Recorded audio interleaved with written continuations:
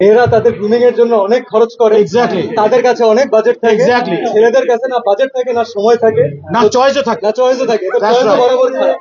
তো রাজস্থান যে ভালো কালেকশন এনেছে, আলটিমেটলি ছেলেরা এসে এখান থেকে কিনবে না আমি জানি, এইটার হচ্ছে ছেলেদের গৌড়াই এসে তাদের জন্য কিনবে অথবা তাদের পার্টনারাই কিনবে। জমির পরে কি আসছে, কি আসছে এটা আসলে টু বি অনেস্ট ভদ্র ভদ্র ফারিন বলেছে, ভদ্র আসছে, প্রডিউস বাই ফারিন। তো এটার পরেই আমরা জমি থেকে আমরা দর্শকের এত অসাধারণ ভালোবাসা পেয়েছি, এবং সেই ভালোবাসাটা আমার মনে হয় যে হলে আমরা পেয়েছি, দেশের বাইরে পেয়েছি, ফ্যান্টাস্টিক একটা রান দিয়েছে। এরপরে যখন ওটিটিতে আমরা প্রথম ব্রডকাস্ট হলো, তখন আমরা ভালোবাসাটা আরো অন্যভাবে পাচ্ছি, যে বাংলা ভাষাভাষী যত মানুষ আছেন যারা চোখটিতে দেখেছেন অলরেডি। এর পরের জন্য হয় না যে দায়িত্বগুলো আস্তে আস্তে করে একটু কেমন জানি চেঞ্জ হতে থাকে, মনে হয় যে আরো ইন্টারেস্টিং কিছু করতে হবে। সো এর কয়েকদিন আগে হলে আমি খুব স্ট্যাটিক অ্যান্সার দিতে পারতাম না, তবে এখন কনফিডেন্টলি বলতে পারি যে সামনে যে পাইপলাইন যেটা আছে, যে লাইন আপটা আছে, ইন্টারেস্টিং কিছু হবে। কি হবে সেটা ক্লিয়ারলি না বলি, কারণ ওই দায়িত্বটা ডিরেক্টর এবং প্রডিউসারের জন্য রেখে দিন। তবে যা হতে যাচ্ছে ফ্যান্টাস্টিক কিছু হতে যাচ্ছে, অডিয়েন্সকে আমরা বোর করবো না, অডিয়েন্সকে এনগেজ করার মতো কিছু হতে যাচ্ছে।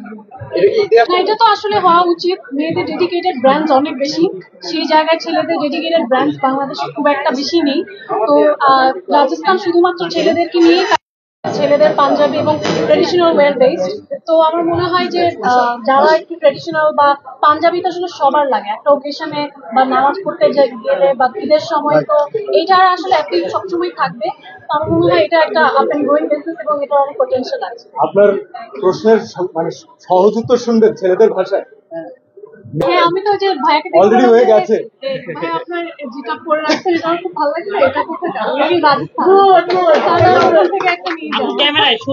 খুবই ভালো লাগছে ওনাদের এত বড় শোরুম, ঢাকা শহরে আসলে অনেক বড় স্পেস নিয়ে শোরুমের সংখ্যা খুব একটা বেশি না, সেই জায়গা থেকে কত স্কোয়ার ফিট, 7,000 স্কোয়ার ফিটের একটা বড় শোরুমে শুধুমাত্র ডেডিকেটেড ফর মেন, এবং এখানে পাঞ্জাবি শেরওয়ানি থেকে শুরু করে ওয়েডিং ওয়্যার সবকিছু একটা জায়গাতে পেয়ে যাচ্ছেন। যারা আসলে সামনে ডিসেম্বর আসছে, নভেম্বরে বিয়ের সিজন, তো ওই সময় যারা শপিং করতে চান আমার মনে হয় যে একবার রাজস্থানে এসে দেখতে পারেন।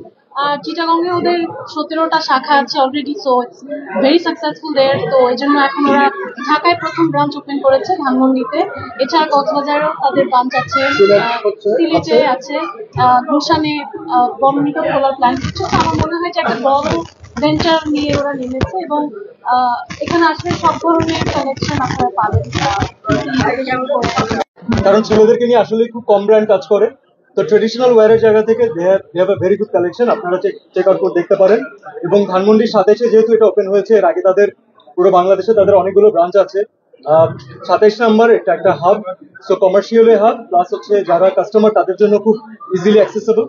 তো I wish them all the very best because they have fantastic products.